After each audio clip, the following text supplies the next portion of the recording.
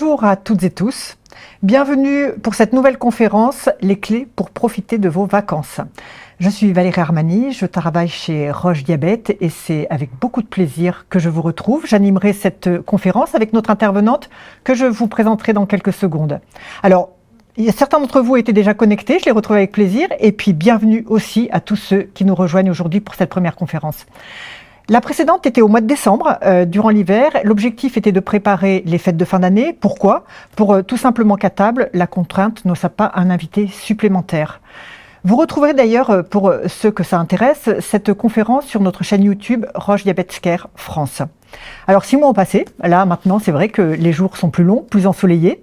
On arrive vers l'été, demain c'est le 21 juin, le premier jour de l'été, et qui dit été dit forcément vacances pour la majorité d'entre nous. Alors, les vacances, c'est associé forcément à un changement de rythme, à un changement d'habitude, à un changement parfois aussi d'horaire. Et puis, ce qu'on recherche avant tout, c'est la légèreté, c'est l'insouciance. Les vacances, c'est une fabrique uniquement à bons souvenirs. Alors, bien sûr, pour vous, vous ne pouvez pas laisser le diabète à la maison. Pour autant, il est important que ces quelques jours, ces quelques semaines qui sont consacrées à l'insouciance soient focalisées sur des questions primordiales pour les vacances. À quelle plage on va ? Est-ce qu'on ne se fait pas un petit resto ? Tu souhaites visiter quoi en premier ? Bref, tout ce qui fait le plaisir des vacances. Pour cela, il est essentiel de se préparer, de s'informer et puis de vous munir de toutes les astuces qui vous permettront d'apprécier chaque moment. C'est pour cette raison qu'on a invité aujourd'hui Françoise Fruny de l'association Proxy 38. Françoise, je vous propose de vous présenter et puis de présenter aussi votre association. Oui, alors je suis donc Françoise Fruny, je suis infirmière et je travaille au sein de l'association Proxy 38 depuis 2009. C'est une association qui permet de proposer de l'éducation thérapeutique du patient à des personnes qui ont du diabète de type 2. Et donc, c'est un accompagnement pour essayer de faciliter la vie au quotidien en tenant compte de sa santé et pour essayer de vivre tout ça le mieux possible, tous les jours. Bienvenue. Et puis, Merci. On est très très heureux de pouvoir effectivement vous accueillir pour que vous puissiez donner toutes ces informations. Alors, avant d'entrer dans le vif du sujet avec Françoise, sachez que vous avez possibilité de poser des questions sur des sujets qui n'auraient pas été évoqués. Vous avez un petit onglet en bas à droite de votre écran et d'ici une demi-heure, 35 minutes à peu près, Françoise pourra vous en donner toutes les réponses.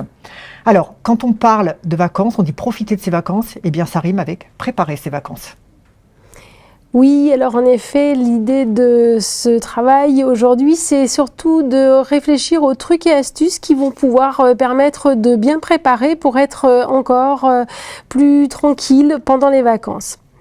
Alors, quand on s'organise pour des vacances, on va préparer son déplacement, bien sûr, savoir où est-ce qu'on va. Ça peut se faire en avion, ça peut se faire en voiture, ce déplacement. Et l'idée, donc, c'est de profiter de ces vacances, que ce soit en France ou à l'étranger.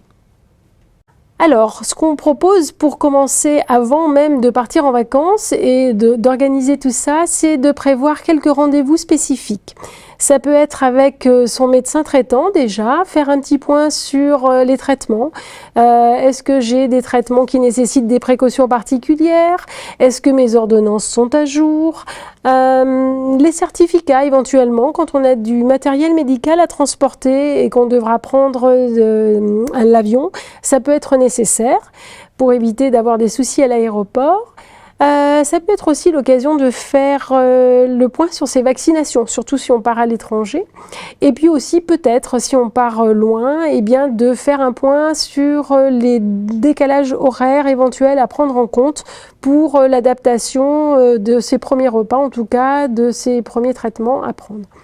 Et puis enfin, si vous avez donc du matériel médical à transporter, ça peut être l'occasion aussi d'en parler avec votre prestataire qui pourra probablement vous délivrer des autorisations de transport pour ce matériel médical dont vous pourriez avoir besoin. Ça peut être aussi du prêt de matériel, pourquoi pas, en cas de nécessité. Et puis, vous pouvez aussi penser à prendre le contact de ce prestataire si jamais vous en aviez besoin, pourquoi pas, pendant les vacances. Alors, ces fameuses démarches administratives, donc ça fait partie aussi de la préparation, bien sûr. Pour ce qui est des ordonnances, l'idée c'est d'avoir des ordonnances qui soient à jour, que vous puissiez emmener avec vous, et comme ça, vous n'aurez pas le souci de vous poser cette question quand vous serez sur votre lieu de vacances. Ces ordonnances pourront être éventuellement rédigées en dénomination commune internationale si vous allez à l'étranger, ou au moins en anglais. Les médecins sont habitués, vous pouvez leur en parler. Je vous parlais tout à l'heure des certificats de transport du matériel médical, parce que quand vous prendrez l'avion, ça peut vous être, même ça vous sera certainement demandé. Donc sachez que vous avez juste besoin d'un certificat d'autorisation de transport. Les assurances voyage, ça c'est valable pour tout le monde, bien sûr, au cas où il arriverait quelque chose, d'être tranquille et de savoir que vous êtes en sécurité de ce côté-là. Si vous partez dans un pays européen, sachez qu'il y a la carte européenne d'assurance maladie que vous pouvez vous procurer en allant sur le site d'Amélie. Et il suffit de faire une demande en ligne et vous pourrez l'obtenir, simplement s'y prendre suffisamment à l'avance. Alors, voyager en toute tranquillité, ça peut être aussi de prévoir, par exemple, d'avoir une trousse de premiers secours avec de quoi faire les premiers petits pansements nécessaires si jamais vous vous blessez, ou pour pas être embêté avec une ampoule au pied, par exemple. Pour certaines personnes, ça peut être intéressant d'identifier une personne ressource, c'est-à-dire une personne qui connaît votre santé et qui peut intervenir si jamais vous étiez en difficulté pour vous aider. Ça peut être aussi de repérer, selon les pays où vous irez, un hôpital ou un centre de soins. Comme ça, vous saurez vous y rendre plus facilement. Et puis là aussi, encore les coordonnées, pourquoi pas, de votre médecin, au cas où vous ayez une question à lui poser au cours des vacances. Probablement vous l'avez dans votre téléphone, mais voilà, vous assurez que ce sera facile de le joindre si besoin. Alors les spécificités pour le diabète, ça va être d'avoir bien sûr vos comprimés en quantité suffisante, et même pourquoi pas un petit peu plus, parce qu'on ne sait jamais, il pourrait y avoir un retard que vous n'aviez pas prévu, donc avoir suffisamment de traitements avec vous. Et puis la particularité, ça va être le transport des traitements injectables qui sont fragiles et qui nécessitent certaines précautions. Ils sont très fragiles, en particulier aux variations de température, donc pensez à savoir un petit peu dans quelles conditions vous allez voyager pour éviter de les mettre trop exposés à de fortes températures, ou au contraire à des températures très faibles. Sachez que là aujourd'hui on parle bien sûr de l'été, mais ça peut être aussi des précautions à prendre pour des vacances en hiver, et donc ces traitements sont fragiles aux faibles températures également. Il faut savoir qu'il n'y a pas que les stylos d'insuline qui peuvent être à mettre en précaution par rapport à la température. Il y a d'autres traitements injectables pour le diabète qui sont également à mettre en précaution des températures, mais également vos lecteurs de glycémie et les bandelettes vont mal supporter les grandes variations de température. Donc quand on n'est pas sûr des températures qu'on va pouvoir auxquelles on sera confronté, eh bien il vaut mieux prévoir éventuellement un petit sac isotherme dans lequel on va pouvoir mettre tout ce matériel un petit peu fragile, et comme ça on sera tranquille pour le voyage. Tout ce qui est transport donc de stylos à insuline ou pour d'autres traitements, et bien là en général il y a les aiguilles à prendre, ça peut être aussi les pompes à insuline, et tout ce matériel là peut être à mettre dans un lieu en toute sécurité pour pas être trop exposé aux fortes températures.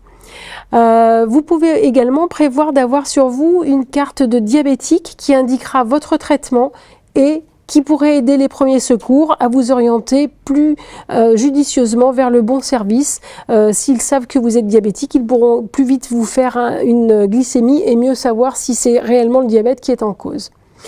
Et là, pareil, vous pouvez avoir éventuellement les coordonnées de votre diabétologue au cas où, pour un renseignement auquel peut-être vous n'auriez pas pensé.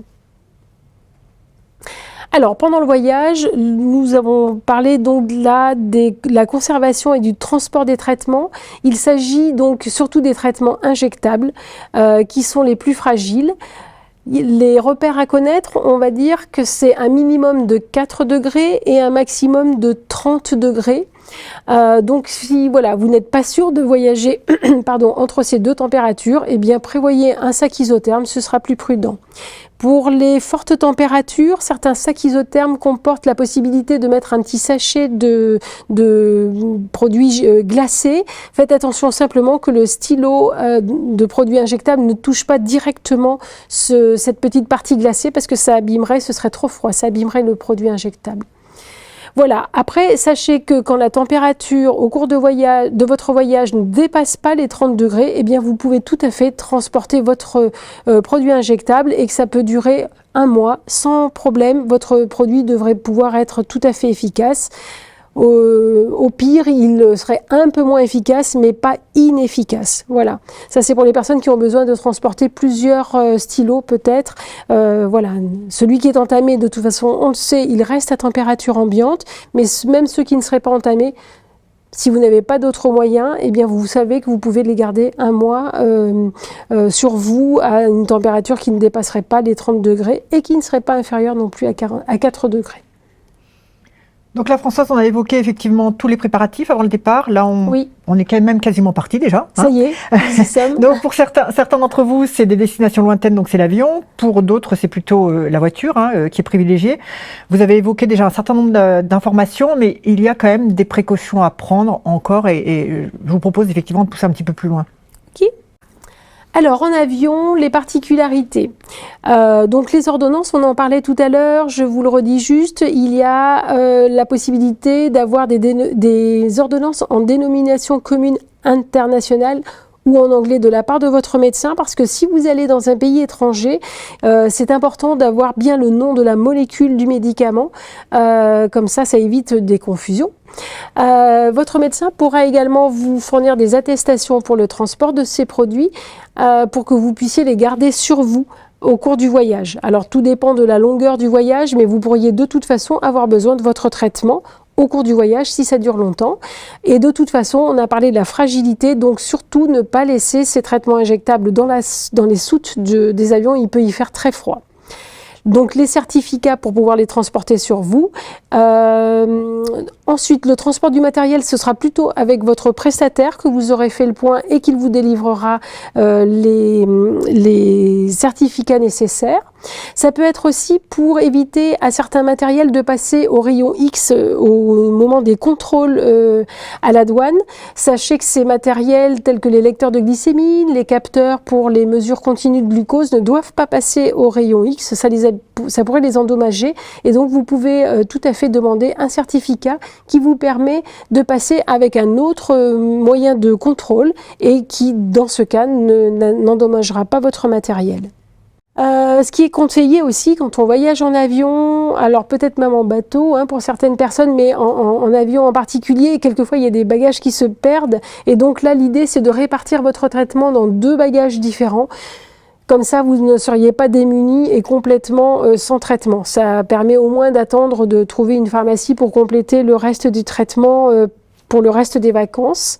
Ça, c'est une précaution supplémentaire. Et enfin, les décalages horaires. Alors, les décalages horaires, je vous invite à en parler avec votre médecin qui pourra déjà vous donner quelques indications parce que suivant vos destinations, eh bien, il y aura plus ou moins de décalage. L'idée, c'est d'essayer de respecter autant que possible une certaine répartition de vos repas au cours du voyage. Pour les personnes qui doivent faire des injections au moment des repas, pensez à garder au moins 4 heures d'écart entre 2 injections, puisque même pour l'insuline rapide, le temps d'action dure quand même 4 heures. Donc ne pas faire chevaucher, parce que vous seriez peut-être en risque d'hypoglycémie dans ce cas-là. Et il est vrai que quelquefois, pendant le voyage en avion, il y a plusieurs repas qui sont préparés, donc on ne s'y retrouve pas toujours très bien. Et essayez de veiller au moins à ce qu'il y ait au moins 4 heures d'écart entre chaque repas. Après, tout le monde ne voyage pas en avion, tout le monde ne va pas à l'étranger, et déjà prendre la voiture peut être l'occasion de faire un petit point pour tout le monde. On est d'accord, il y a les pauses qui peuvent permettre d'éviter une trop grande fatigue si le trajet est long. Avoir à portée de main, quel que soit le mode de voyage, mais aussi en voiture, du coup, son lecteur de glycémie, au cas où on aurait besoin de faire une lecture de glycémie rapidement. Et puis, pour les personnes qui sont concernées par le risque d'hypoglycémie, avoir de quoi se resucrer à portée de main, parce que si on ne se sent pas bien, il faut pouvoir agir vite et donc pouvoir faire une glycémie rapidement et se resucrer en toute sécurité, que ce soit en avion ou en voiture, les recommandations sont les mêmes. Alors Françoise, vous évoquez l'hypoglycémie.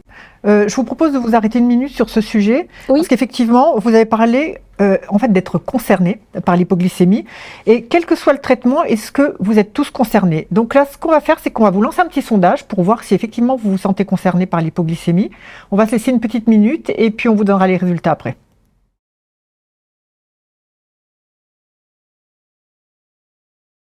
Alors, si je regarde, Françoise, les résultats du sondage, je pense qu'il y a deux réponses intéressantes. Je ne sais pas, à 38%. Oui. Donc ça, c'est quand même 38%, un élément où vous allez pouvoir donner des informations. Et non, à 28%. Donc non, 28% des personnes ne se sentent pas concernées.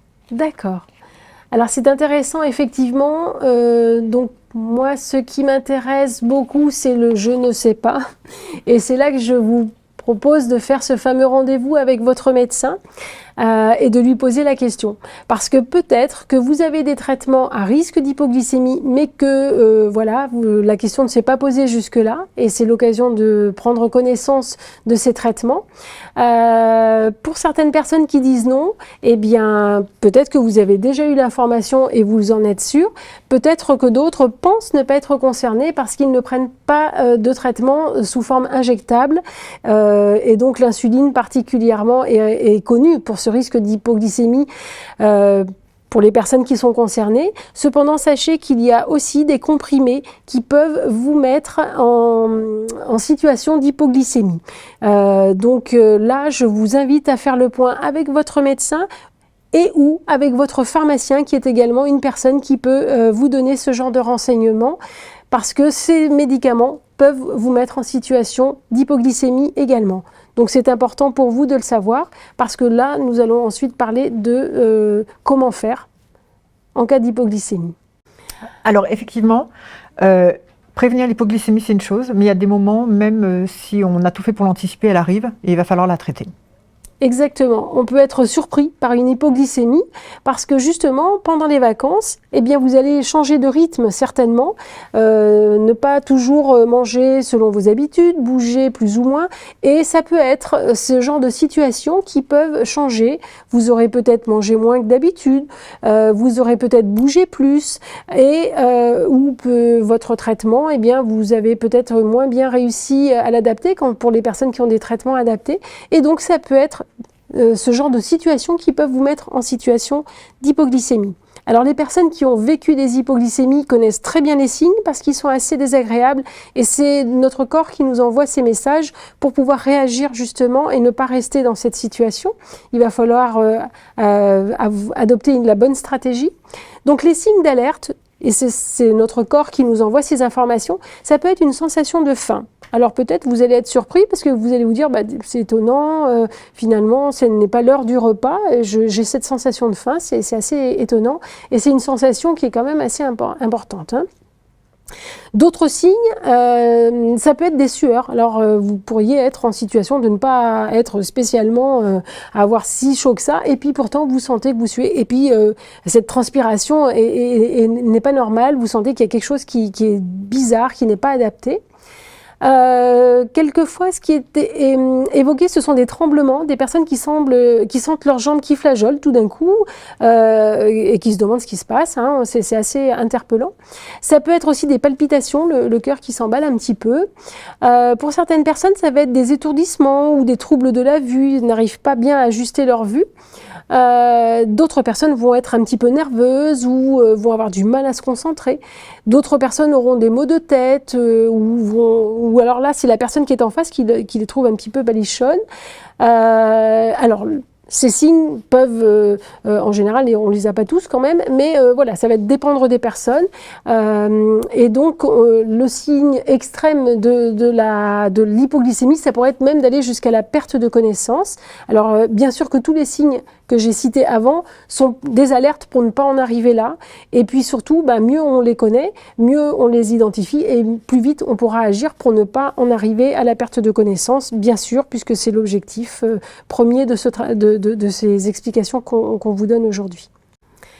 Alors, que faire en cas d'hypoglycémie? La première situation, c'est de se mettre en sécurité, parce que peut-être on pourrait perdre l'équilibre, se sentir mal, et donc que vous soyez en train de marcher, en train de faire des courses ou au volant de votre voiture, eh bien il va falloir vous mettre en sécurité. Donc si vous êtes en train de faire une activité physique, vous tâchez de vous asseoir dès que possible pour ne pas risquer de tomber et de vous blesser. Et en voiture, il va s'agir de se garer dès que possible pour ne pas continuer à avancer dans cet état d'hypoglycémie qui peut bien sûr vous mettre dans un inconfort et peut-être dans un trouble de la vigilance. Ensuite, eh bien, il va falloir corriger l'hypoglycémie et éventuellement en trouver la cause pour éviter que ça se renouvelle. Alors, corriger l'hypoglycémie, la première chose, ça va être déjà, autant que possible, de mesurer sa glycémie. Et c'est pour ça que je vous proposais d'avoir votre lecteur de glycémie à portée de main. Que ce soit dans l'avion, dans la voiture, en randonnée, vous êtes en train de faire une visite, peu importe cette situation. Si vous êtes à risque d'hypoglycémie, vous permettra de vérifier que c'est bien une hypoglycémie. Parce que les signes que j'ai évoqués, pourquoi pas, pourraient être aussi ceux d'une baisse de tension, par exemple, et ce serait dommage de reprendre du sucre alors que vous n'êtes pas en hypoglycémie. Donc le premier geste, c'est de mesurer sa glycémie, s'assurer que c'est bien le cas. Donc le chiffre repère pour une hypoglycémie, c'est d'être en dessous de 0,70 g par litre. Donc ça, c'est vraiment le chiffre à connaître éventuellement pour ne pas vous mettre en danger de continuer à diminuer votre glycémie. Si vous êtes bien dans cette situation, là il va falloir prendre du sucre pour faire remonter justement cette glycémie et donc bien du sucre. Et ensuite, une fois que vous avez pris votre quantité de sucre, là on vous affiche donc des repères pour cette quantité de sucre. Ce qui est conseillé, c'est de prendre 15 grammes de sucre pour pouvoir remonter aux alentours d'environ 1 gramme par litre de sucre dans votre sang. Alors des trucs et astuces pour que ce soit facile, c'est donc le 15 grammes de sucre, c'est 3 morceaux de sucre classique, chaque morceau faisant 5 grammes. Vous pouvez avoir sur vous des petites briquettes de jus de fruits qui contiennent entre 12 et 15 grammes de sucre. Ça peut être des petites compotes, les petites compotes qu'on donne aux enfants pour les goûter. Elles contiennent environ 12 à 15 grammes de sucre.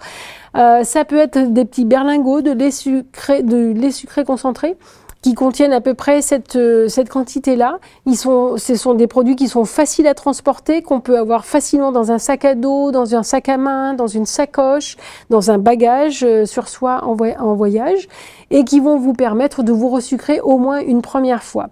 Une fois que vous vous êtes resucré, ce qui est conseillé, c'est d'attendre à peu près une demi-heure. Les signes auront disparu, normalement les signes d'hypoglycémie auront disparu dans les 5 à 10 minutes après un bon resucrage de qualité comme celui-là. Mais au bout d'une demi-heure, vous pouvez mesurer pour vous assurer d'être revenu aux alentours d'1 gramme par litre. Ensuite, deux situations. Soit vous êtes resucré, vous vous sentez mieux et vous pouvez continuer. Soit vous voyez que votre glycémie ne remonte pas bien. Si c'est bientôt l'heure du repas, eh bien, vous pouvez, si c'est possible, avancer un petit peu votre repas et voire même commencer par le dessert. Ça permettra au sucre d'arriver plus vite. Soit ça n'est pas du tout l'heure du repas, vous êtes en randonnée et vous n'êtes pas du tout arrivé au point du pique-nique, et bien là vous pouvez prendre un deuxième resucrage avec un produit qui sera d'absorption plus lente. Là vous pouvez prévoir un morceau de pain, un biscuit, un fruit, pourquoi pas, qui va permettre de quand même vous resucrer mais plus lentement et d'attendre plus confortablement l'heure du repas et surtout en sécurité. Il existe également des solutions de resucrage en pharmacie ? Exact. Qui sont liquides, donc faciles à ingérer, qui représentent 3 morceaux de sucre. Et puis c'est vrai que c'est facile de les mettre comme vous le disiez, dans le sac ou dans le sac à dos, suivant ce qu'on fait. Et puis aussi le rôle de l'accompagnant est majeur. Si vous voyagez à 2 ou à plusieurs, voilà, il peut intervenir pour faire une glycémie, pour resucrer. Donc voilà, si vous voyagez en groupe, n'hésitez pas à en parler aux personnes avec qui vous voyagez. Là aussi, vous aurez des personnes ressources qui pourront vous aider à ce moment-là.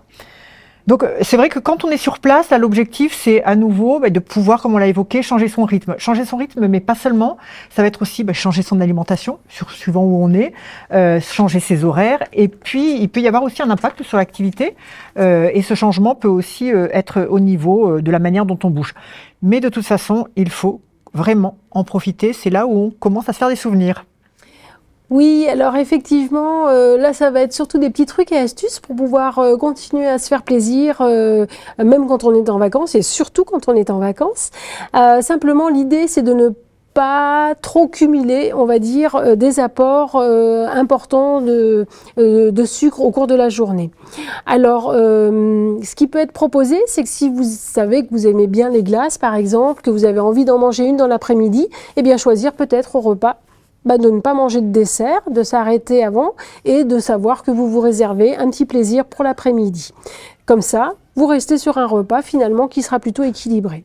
Après, tout dépend aussi du temps que vous allez avoir pour vos vacances. Si vous partez pour quelques jours, honnêtement, faites-vous plaisir. Si vous partez même pour une semaine, eh bien, soyez attentifs à ce que vous allez manger, mais faites-vous vraiment plaisir. Si vous partez pour plusieurs semaines, voire pour plusieurs mois, là, il est vrai qu'on revient presque dans du quotidien et du coup, on vous propose d'être attentif au moment des repas.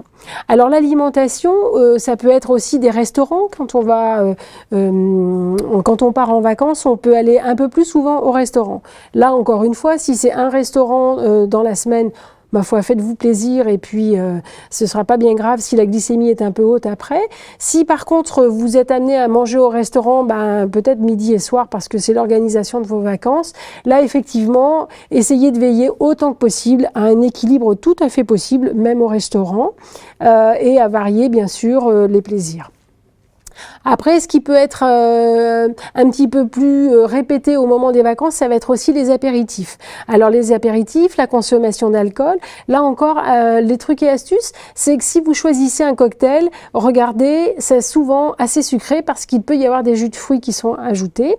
Les alcools donc les plus sucrés, ce sont souvent la bière, même si c'est très rafraîchissant et désaltérant sur le moment, ça contient quand même du sucre. Donc là encore, l'idée c'est de pas trop en cumuler au cours de la journée et puis d'être attentif à ce qu'on va manger aussi au moment de l'apéritif, ce qu'on va manger pour accompagner le verre d'alcool. Souvent ce sont des aliments relativement riches et puis on a faim au moment de l'apéritif. Bon, et bien voilà, si vous sentez que vous avez un petit peu craqué sur les accompagnements, sur les petits biscuits, eh bien vous évitez de manger trop de féculents au moment du repas et finalement vous allez à peu près avoir un repas correct.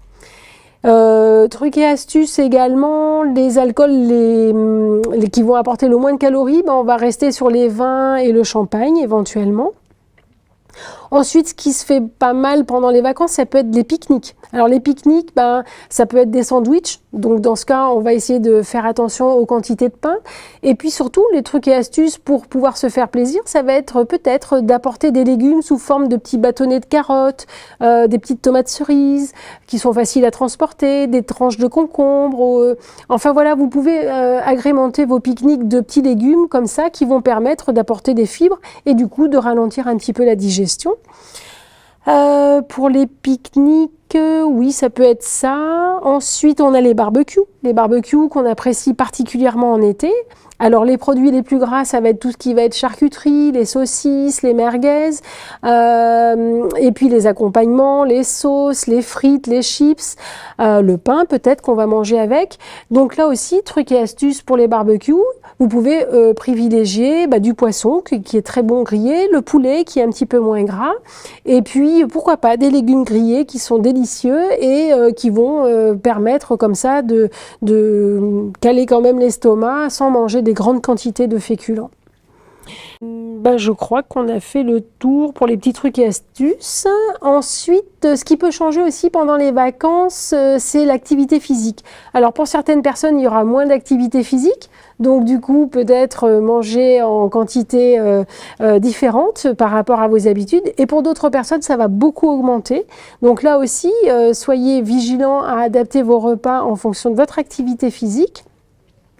Et puis les précautions pour l'activité physique, pour qu'elle se passe dans les meilleures conditions possibles, ça va être d'avoir des bonnes chaussures adaptées à vos activités. Plutôt des chaussures que vous avez déjà portées, ça évitera de vous faire des ampoules aux pieds et d'être embêté avec ça. Privilégier les matières naturelles, les chaussettes en coton pour éviter les frottements et les irritations des pieds. Et puis prenez soin de vos pieds, regardez-les bien le soir, veillez à ce qu'ils ne soient pas blessés, et si c'est le cas, de faire les premiers soins avec votre trousse de secours que vous aurez pu élaborer avec votre médecin traitant. Bien vous laver les pieds, bien les sécher. Pensez également à bien vous hydrater parce que l'été sera probablement chaud encore cette année. N'oubliez pas de bien vous hydrater, d'emporter de l'eau avec vous et puis à boire régulièrement au cours de la journée. Donc prendre soin des pieds, on en a parlé. Alors oui, comme vous allez changer de rythme dans vos repas ou dans vos habitudes alimentaires, dans votre activité physique, ce qui peut être intéressant si c'est pas trop lourd pour vous, c'est peut-être de mesurer vos glycémies un petit peu plus souvent que ce que vous en aviez l'habitude au cours de l'après-midi ou dans la matinée pour voir s'il n'y a pas des variations trop importantes qui pourraient vous ennuyer et surtout pour les personnes à risque d'hypoglycémie. Soyez un petit peu plus attentifs peut-être à vos glycémies. Si vous voyagez en sac à dos, eh bien, ce qui est proposé pour la sécurité de vos produits, pour pas qu'ils subissent trop des variations de température, c'est d'enrouler vos produits donc injectables et vos lecteurs de glycémie et les bandelettes, les enrouler dans vos vêtements. Comme ça atténue un petit peu les fortes températures, que ce soit de chaleur ou de fraîcheur, selon le pays où vous irez et l'activité que vous ferez et la saison à laquelle vous partirez. Si vous partez à l'étranger, alors là l'idée c'est donc, je vous en parlais tout à l'heure, des ordonnances avec cette dénomination commune internationale qui permet d'être compréhensible dans tous les pays si vous aviez besoin de renouveler votre traitement. Tenir compte des décalages horaires, donc c'est ce que je vous disais tout à l'heure, surtout pour les injections d'insuline rapide qui vont avoir quand même 4 heures d'action. Donc attention à ne pas faire chevaucher les temps d'action de votre traitement. L'alimentation qui peut être différente de celle de vos habitudes. Vous pouvez peut-être vous renseigner sur les habitudes alimentaires du pays, peut-être certains produits qui reviennent plus souvent, qui sont plus faciles à trouver.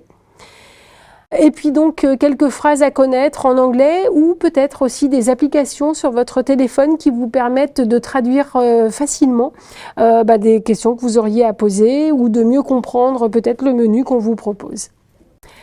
Et puis enfin, les vacances, eh bien, on va espérer qu'elles se seront bien passées. Et au retour des vacances, si vous avez des doutes sur la conservation de vos produits injectables, il vaut mieux en changer. Comme ça, vous serez plus sûr au retour des vacances d'avoir un produit de bonne qualité qui vous donnera les meilleurs résultats possibles. Et puis bien sûr de reprendre vos habitudes avec les bonnes habitudes, tant sur le plan alimentaire que sur le plan activité physique, pour reprendre autant que possible l'équilibre de votre diabète. Alors, pique-nique, barbecue, les petits encas, c'est vrai que c'est des repas, voilà, on peut faire des préparations un petit peu adaptées à ses goûts. Puis quand on revient dans le quotidien, après les vacances, il faut aussi peut-être parfois rééquilibrer son alimentation. Là, ce que je vous suggère, c'est de télécharger Fil, qui est une application gratuite, qui va vous proposer des recettes pour toutes ces situations et qui seront adaptées à vos goûts, puisque vous aurez la possibilité de personnaliser l'application. Alors, Françoise, vous nous avez donné un grand nombre d'informations, mais j'ai vu déjà qu'il y a pas mal de questions. Je vous propose qu'on les balaye et qu'on puisse répondre à un maximum de ces questions. Alors, il y en a 2 personnes ont posé une question très pratique. Vous avez évoqué la carte de diabétique. Oui. Comment peut-on se fournir, comment peut-on avoir cette carte de diabétique ? Alors, donc là, je pense que vous pouvez les demander à votre pharmacien. À mon avis, il doit en avoir. Vous pouvez certainement les demander également à vos fournisseurs de lecteurs de glycémie. Vous avez un numéro vert qui est au dos de vos modes d'emploi et de vos carnets de glycémie si vous les utilisez. Et je pense qu'ils vous en fourniront sans problème. Nous, au sein de notre association, par exemple, on en donne volontiers aux patients. Donc peut-être que vous faites partie d'une association aussi de personnes diabétiques. Et là, certainement, vous pourrez leur demander comment vous les procurer. Voilà, je pense que vous devriez trouver au moins, à mon avis, le plus accessible, c'est votre pharmacien. Une question sur la canicule. Oui. Effectivement, quel impact sur la glycémie et dans ce cas-là, quelles adaptations? Alors sur la glycémie, immédiatement, je pense qu'une très forte température qui serait inconfortable peut peut-être entraîner un stress du corps et pourquoi pas une montée de la glycémie ou pour d'autres, peut-être une baisse de la glycémie. C'est très difficile à affirmer parce que chacun réagit à sa façon. Et ça fait partie peut-être aussi des occasions de se dire bah tiens, je me sens pas très bien là au soleil, déjà je vais me mettre dans de meilleures conditions, mais je vais peut-être mesurer ma glycémie pour voir si effectivement il y a un impact sur ma glycémie à cause de la chaleur. C'est possible. Peut-être qu'aussi ça va vous couper un peu l'appétit, vous aurez moins envie de manger, donc peut-être que vos repas seront un petit peu, vous aurez plus envie de manger, de croquer des légumes frais, de manger des choses qui sont peut-être moins caloriques. Et peut-être que du coup, vous allez, malgré vous, sans même trop vous en rendre compte, manger un petit peu moins. Et dans ce cas, ça vaut le coup aussi, là, encore de mesurer un peu plus souvent sa glycémie. Une question tout à l'heure, vous avez évoqué l'hypoglycémie. Et effectivement, j'ai une question. La metformine est-elle, présente-t-elle, est-ce un médicament qui peut présenter un risque de faire des hypoglycémies? Alors la metformine, eh bien pas. Non, vous êtes tranquille, si vous n'avez que de la metformine, vous n'êtes pas à risque d'hypoglycémie, elle ne fait pas partie de ces médicaments qu'on appelle insulinosécréteurs. Donc la metformine, elle va contribuer à la baisse de la glycémie, mais elle n'entraînera pas une baisse de glycémie en dessous de ce fameux 0,70 g. Très clair. En fait, à un moment, il y a des moments, il y a peut-être des écarts, des apéritifs, on en a parlé. Est-ce que la solution, ça serait d'augmenter les médicaments? Alors, pour certains traitements, c'est tout à fait possible. Ils sont tout à fait adaptables en fonction de notre mode de vie. Et c'est d'ailleurs ce que nous prônons, c'est-à-dire c'est le traitement qui s'adapte à mon mode de vie et non pas mon mode de vie qui s'adapte à mon traitement. Cela étant, ce n'est pas toujours facile à réaliser. Et donc là, je vous encourage fortement à en parler avec votre médecin traitant ou avec votre diabétologue si vous avez un diabétologue. D'ailleurs, certains traitements comme l'insuline, particulièrement, sont en général à faire en fonction de votre glycémie avant le repas. Et là, les personnes qui sont habituées vont faire une dose plus ou moins importante en fonction de la glycémie avant le repas et de ce qu'elles évaluent qu'elles vont manger aussi. Donc ça, c'est un travail qu'on va faire pour mieux réussir à gérer cette adaptation de la dose d'insuline. Mais ça peut se faire avec certains traitements insulinosécréteurs. Soit qu'on prendra parce qu'on sait qu'on va manger par exemple un repas copieux et que voilà, c'est le moment ou jamais de prendre son traitement. Soit au contraire parce que peut-être on va faire une activité physique qui sera plus longue que ce qu'on a l'habitude de faire et que peut-être le traitement ne sera pas nécessaire ce jour-là. Sur les traitements et sur les produits qui sont transportés, lecteurs et bandelettes, il y a des notions bien sûr de température, élevée ou peu élevée. Au niveau de l'humidité pour conserver ces bandelettes? Alors, je pense qu'effectivement, si vous allez dans un pays très humide, il vaut mieux essayer de mettre votre matériel autant que possible à l'abri de cette humidité. Après, c'est pas toujours facile, mais au moins bien enroulé dans des vêtements. Je pense que ça peut déjà, les vêtements absorberont sans doute l'humidité. Et ça me fait penser que j'ai peut-être oublié d'évoquer tout à l'heure, je sais plus si je l'ai dit, certains matériels donc ne doivent pas passer au rayon X à l'aéroport et donc ça fait partie des certificats que vous devez présenter au moment de la sécurité et qui vous permettront de passer par un autre moyen de sécurité que les rayons X. Je pense entre autres aux mesures continues de glucose. Le capteur, par exemple, ne doit pas passer au rayon X et à mon avis, les lecteurs de glycémie non plus. Donc là, il vaut mieux informer les personnes à la douane, leur montrer votre certificat et donc passer sur un autre mode de contrôle. Je vous propose une dernière question, mais oui. je pense qu'elle est importante. Là, effectivement, quand les restaurants, parfois, donc, vous allez commander au restaurant, et puis il y a des temps d'attente, il y a du monde et il y a des temps d'attente. Oui. Qu'est-ce qui se passe là au niveau du traitement, de ce décalage du repas, où on a justement anticipé en prenant la bonne dose d'insuline, et pour autant le repas n'est pas servi? Alors effectivement, ça c'est une situation assez piégeuse et elle concerne aussi les apéritifs. Parce que très souvent l'apéritif peut durer relativement longtemps et on ne sait pas ni ce qu'on va manger forcément. On peut être invité chez des amis et ne pas connaître la composition du repas. Et quelquefois des personnes ne voulant pas prendre leurs médicaments devant tout le monde ou faire leur injection trop en public, choisissent de prendre leur traitement avant de partir. Donc il y a le temps de transport, puis l'apéritif, puis le repas. Et ça peut être très long et ça peut effectivement mettre en danger de se faire une hypoglycémie.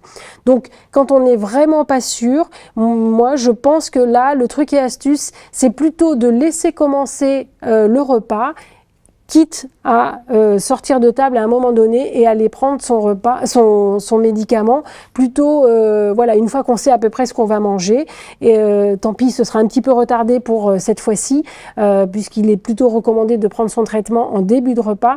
Mais quand vraiment on a beaucoup d'incertitudes, je pense qu'il est plus prudent de le prendre plutôt en début de repas qu'avant.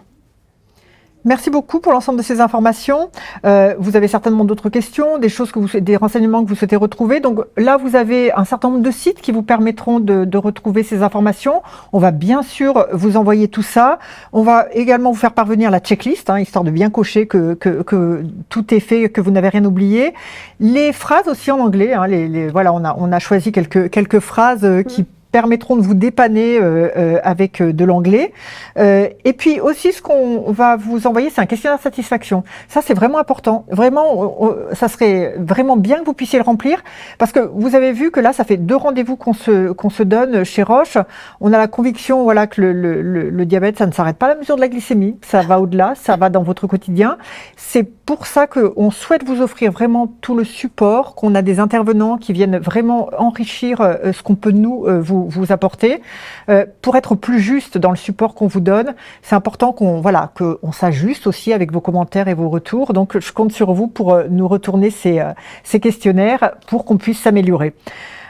Alors, je pense que là, le mot de la fin, Françoise, on l'a, parce que quelles que soient les vacances, farniente, sac à dos, campagne, qu'est-ce qu'on peut dire?